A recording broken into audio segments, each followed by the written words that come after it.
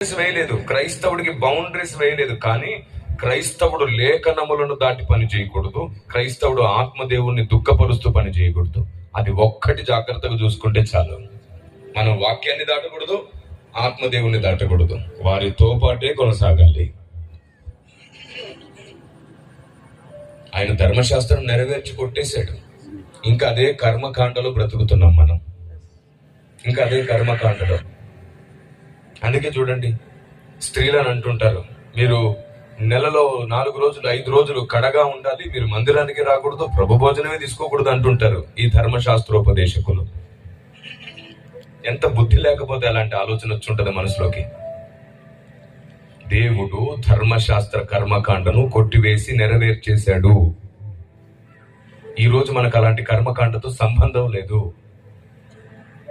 ఎలాంటి అపవిత్రత, ఎలాంటి అంటుడు ముట్టుడు లాంటి ప్రస్తావన మనలో లేదు. ఎందుకంటే ఈ రోజు ఆయన మనలోపటే నివాసం చేస్తున్నాడు. ఆమేన్. ఇప్పుడు అమ్మ, నీ లోపట ఉన్న దేవుని కొంచెం పక్కన పెట్టు, 5 రోజులు 4 రోజులు నువ్వు కడగా ఉండాలి కదా అంటారా? ఇది ఎక్కడ అజ్ఞానం?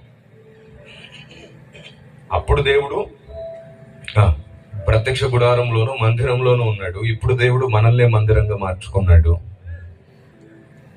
పౌలు